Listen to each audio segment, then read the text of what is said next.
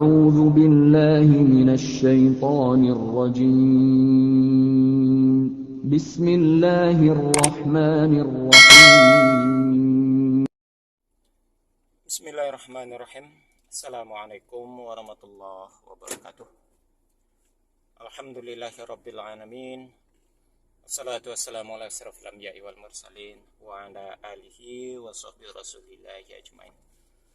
Rabbi shrah li sadri wa yassir li amri wahlul 'uqdatam min lisani yafqahu qawli. Alhamdulillah, puji syukur kita ucapkan kehadirat Allah Subhanahu wa taala. Sampai hari ini Allah masih memberikan kesehatan dan kekuatan kepada kita untuk tetap bisa menikmati kehidupan yang Allah berikan, juga kesempatan kita untuk beribadah atau berta'abbudi kepadanya. Salawat dan salam kepada Nabi Allah Muhammad sallallahu alaihi wasallam. Kalimat Allahumma shalli ala Muhammad wa ala ali Muhammad. Ya, saudara, berjumpa kembali kita berbincang-bincang masih seputaran perbandingan agama. Ya, kali ini kita masih melanjutkan ulasan-ulasan, kritikan-kritikan ataupun ya evaluasi lah yang disampaikan oleh seorang pendeta sekaligus rektor STT di Jakarta, yakni almarhum Dr. R. Sudarmo, ya, di dalam bukunya yang berjudul Ikhtisar Dogmatika. Ya. Ini seri yang ketiga, yang sudah sebelumnya sudah 2 seri kita bicarakan. Yang hari ini kita masuk kepada sesi yang ketiga, karena memang cukup banyak yang harus kita ketahui dan kita pahami berkaitan tentang kritikan-kritikan yang disampaikan oleh Dr. R. Sudarmo terhadap dogma gereja itu sendiri. Ya. Sekali lagi, Dr. R. Sudarmo almarhum ini cukup berperan besar di dalam lembaga Alkitab Indonesia atau LAI. Ya. Beliau pernah menjadi ketua ketua bagian seksi Perjanjian Lama. Ya. Baik saudara, pada kesempatan kali ini ada beberapa kalimat yang dituangkan di dalam bukunya ini yang menyoroti tentang apa yang ditetapkan oleh gereja berkaitan tentang dogma-dogma kekristenan atau dogma yang bersumber dari gereja.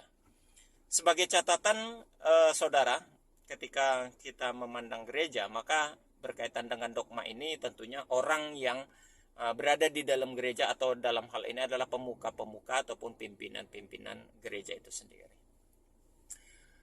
Begini, di dalam buku ini ada beberapa poin nanti yang akan kita bicarakan.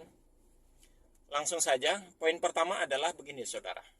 Kritikan yang disampaikan di dalam buku ini di halaman berikutnya, di halaman yang keempat, dogma, ya, dogma memang ditentukan oleh gereja, ya. Tetapi setiap orang yang percaya, dogma memang ditentukan oleh gereja, tetapi setiap orang yang percaya boleh diberikan kesempatan untuk membandingkan dogma-dogma tersebut dengan isi kitab suci. Dan kalau ternyata dogma tidak sesuai dengan firman Tuhan, maka orang harus berusaha supaya dogma itu dibuang atau dirubah oleh gereja. Nah, itu poin pertama saudara, berkaitan dengan apa yang dituangkannya oleh Dr. Sudarmo, ya, di dalam bukunya ini. Jadi dia mengatakan bahwa dogma itu kuasa gereja. Jadi gereja itu berkuasa di dalam menentukan dogma. Namun menurut Dr. R. Sudarmo, sebaiknya setiap orang yang percaya, dalam hal ini dimaknai tentunya adalah pengikut Kristus yang mengimani, yang mempercayai bahwasanya Yesus itu adalah Tuhan, ya. Sebaiknya, ya, orang yang percaya diberikan hak atau boleh membandingkan antara dogma itu dengan isi kitab suci itu sendiri. Dan menurut Dr. R. Sudarmo, bila mana ada dogma yang bertentangan dengan firman Tuhan, di dalam buku ini dijelaskan, ya, katanya, dan kalau terdapat dogma-dogma yang tidak sesuai dengan firman Tuhan, maka orang harus berusaha membuang dogma itu. Jadi dogma itu jangan dipakai, begitu loh.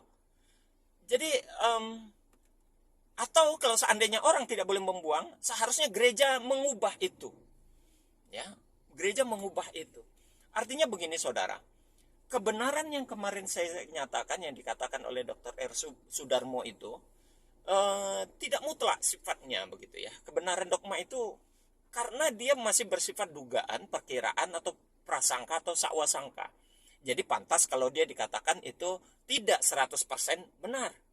Nah, di dalam hal ini kata R. Sudarmo, seharusnya orang yang percaya, ya, yang mempercayai Yesus itu adalah Tuhan, harusnya dia membandingkan tentang isi dogma itu dengan kitab suci. Apa gunanya dibandingkan? Supaya dapat mengevaluasi dan dapat menilai apakah dogma itu benar atau salah. Dan kalau seandainya salah, dogma itu harusnya dibuang. Jadi bahasa lainnya saudara, kalau ada dogma-dogma yang tidak sesuai dengan kitab suci, menurut Dr. R. Sudarmo itu sebaiknya jangan dipakai. Gitu. Kemarin pada video sebelumnya saya katakan bahwasanya seperti tentang ketuhanan Yesus, ya. Di dalam Alkitab sendiri, dalam kitab suci sendiri tidak ada konsep Trinitas itu, dan itu tidak sesuai dengan Alkitab. Gitu. Maka itu seharusnya kalau kita merujuk kepada pendapat Dr. R. Sudarmo, maka itu harus dibuang. Ingat yang mengatakan ini, Dr. R. Sudarmo ini sekali lagi bukan kaleng-kaleng lah bahasanya begitu ya. Seorang yang cukup berpengaruh di LAI, ya, dia seorang rektor, sempat atau pernah mengajar di beberapa perguruan tinggi kekristenan, baik di Jogja maupun di Jakarta itu ya. Sekarang beliau sudah almarhum sekali lagi. Nah, jadi inti poin yang pertama, bila mana dogma itu tidak sesuai dengan Alkitab atau dengan firman Tuhan, maka seharusnya dogma itu dibuang. Tidak boleh dipakai. Nah, ini luar biasa ini. Jarang-jarang ada yang mau jujur mengakui tentang keabsahan dogma itu sendiri. Kemudian potongan kalimat berikutnya dia mengatakan, gereja itu dapat saja tersesat, katanya begitu. Ya, di halaman kelima dia mengatakan begini, gereja itu dapat saja tersesat. Maka dogma yang ditentukan oleh gereja pun bisa salah. Saya ulang kata-katanya. Gereja itu dapat saja tersesat, maka dogma yang ditentukan oleh gereja itu pun bisa salah. Ya. Maka sifatnya, maka inilah yang menjadi penilaian bahwasanya dogma itu bersifat relatif. Jadi tidak mutlak. Ya. Relatif ya, bahasa relatif itu tentunya apa namanya ya, fleksibel. Pandangan relatif itu benar menurut saya belum tentu benar menurut orang. Begitu tuh. Kenapa demikian?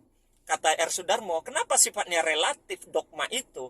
Di dalam buku ini dilanjutkan setelah dia mengatakan inilah sifatnya dogma itu bersifat relatif. Lanjut dia mengatakan, selain daripada itu, disebabkan perumusan dogma itu hanya disusun oleh orang-orang biasa, oleh manusia. Ya, walaupun dia para pemuka-pemuka agama yang notabene tanda kutip paham katanya Alkitab, tapi kata R. Sudarmo, bagaimanapun yang merumuskan itu adalah manusia. Ya, hanya manusia. Maka kata selanjutnya kata R. Sudarmo, sudah barang tentu bentuk ini tidak jauh lebih baik daripada pernyataan Tuhan. Nah, ini nih. Oleh karena yang menentukan dogma itu adalah manusia, maka kata R. Sudarmo, sudah barang tentu itu tidak jauh lebih baik daripada pernyataan Tuhan. Artinya tidak jauh lebih baik dari Alkitab, dari firman Tuhan.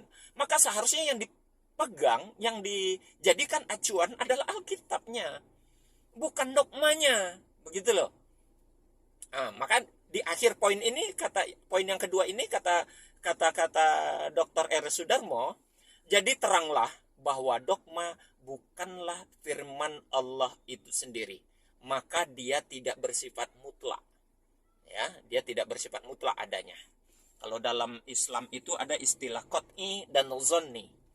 Jadi kalau dikatakan kalau di dalam Al-Quran itu di dalam Islam itu yang sifatnya qat'i itu hanya Al-Quran. Sedangkan selain dari Al-Quran bisa jadi bersifat zonni. Zonni itu ya kira-kira bisa jadi benar, bisa juga salah, begitu ya.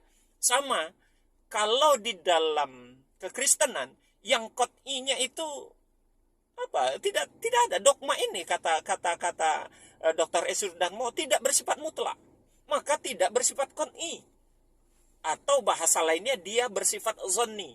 Zonni itu lemah, ya, tidak tidak dinilai 100% kekuatannya, atau tidak 100% benar. Nah, itu ini bukan pengakuan, bukan pernyataan orang Islam, tapi pernyataan yang dinyatakan, yang disebutkan, yang disampaikan oleh Dr. R. Sudarmo, yang notabene dia adalah seorang pendeta, dia juga orang cukup berpengaruh di lembaga Alkitab Indonesia, ya cukup orang terkenal lah di dalam kekristenan. Sayangnya beliau sudah almarhum ini, namun tulisannya cukup tenar gitu ya. Jadi pada poin yang kedua dia mengatakan bahwasanya dogma itu tidak bersifat mutlak. Gitu. Oke. Kemudian lagi dia mengatakan bahwa di dalam buku ini, di halaman yang ke-6 dia mengatakan begini. Jadi gereja tidak dapat dijadikan pegangan dalam menentukan dogma, ya, karena dogma itu sendiri bukanlah merupakan perintah Tuhan itu sendiri. Wah, ini lebih sadis lagi nih perkataannya. Jadi gereja tidak dapat dipegang, itu dogma gereja itu tidak dapat dipegang karena menurut Dr. E. Sudarmo, dogma gereja itu bukan merupakan perintah atau bukan firman Tuhan itu sendiri yang terdapat di dalam Alkitab.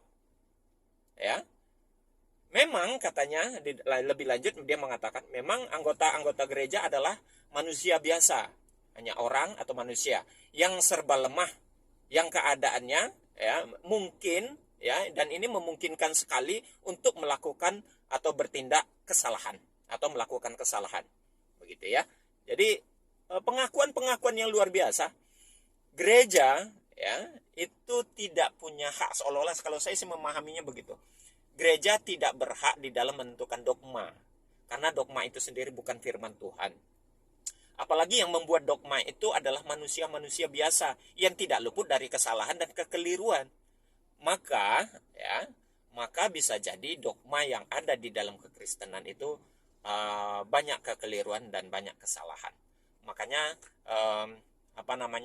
Dr. R. Sudarmo di sini mengatakan dogma itu tidak bersifat mutlak. Ya, tidak bersifat qat'i, tapi bersifat zonni. Qat'i itu kuat, qat'i itu pasti, mutlak kebenarannya, zonni itu adalah lemah. Karena memang dogma itu banyak dogma-dogma, kemarin sudah saya sampaikan pada video sebelumnya, banyak dogma-dogma itu yang tidak sesuai, yang tidak sejalan dengan isi Alkitab. Dari konsep teologi saja, konsep ketuhanan Yesus saja, itu dogma gereja tidak sesuai dengan isi Alkitab. Sekali lagi saudara, itu bukan pernyataan saya, tapi pernyataan yang dituangkan oleh Dr. R. Sudarmo di dalam bukunya yang berjudul Ikhtisar Dogmatika. Jadi saya rasa ini cukup sangat menarik ya, sangat menarik apa yang disampaikan oleh R. Sudarmo ini. Dan ini akan berkelanjutan, masih berkelanjutan saudara, karena memang ini belum seberapa yang saya bacakan ini, poin-poinnya ini di dalam buku ini, masih kita baru sampai di poin ke-7. Nanti bagaimana seharusnya yang dilakukan terhadap dogma juga di sini ada disampaikan oleh Dr. R. Sudarmo di dalam bukunya yang begitu luar biasa ini ya. Ada baiknya atau saya sarankan kita saudara untuk bisa memiliki buku ini, cukup bagus untuk dipahami, untuk dibaca, dan menambah wawasan kita tentang dogma ya, khususnya saudara-saudaraku yang beragama Kristen, untuk bisa mengevaluasi pesannya tadi dari Dr. E. Sudarmo. Orang yang percaya ya, orang yang percaya, yang memiliki keyakinan Yesus itu Tuhan, yang menerima dogma dari gereja, sebaiknya dia membandingkan isi Alkitab dengan dogma gereja itu sendiri. Apakah benar sudah sesuai dengan isi Alkitab, atau jangan-jangan jauh. Makanya kemarin pendeta Yo dia mengatakan agama dia itu dulu, dia seorang pendeta sebelum dia menjadi mualaf, dia mengatakan lucu begitu katanya. Apa yang ada di Alkitab ternyata tidak dilaksanakan. Apa yang diperintahkan di dalam Alkitab tidak dijalankan, dan apa yang dilarang di dalam Alkitab malah itu yang dilaksanakan. Nah, jadi itu juga yang disarankan oleh Dr. R. Sudarmo untuk membandingkan dan mengkritisi Alkitab dan dogma, dibandingkan tentang kebenaran-kebenaran dogma itu. Apakah sudah sesuai dengan isi Alkitab? Demikian saudara, semoga ini bermanfaat bagi kita bersama dan menjadi iktibar, wawasan dan keilmuan kita menjadi luas. Berterima kasih kita kepada Dr. R. Sudarmo yang memberikan banyak wacana, memberikan banyak opini, memberikan banyak masukan tentang wawasan dogmatika atau dogma itu sendiri. Demikian kita tutup dengan kafaratul majelis. Subhanakallahumma wa bihamdik asyhadu an la ilaha illa anta astaghfiruka wa atubu ilaik. Assalamualaikum warahmatullahi wabarakatuh.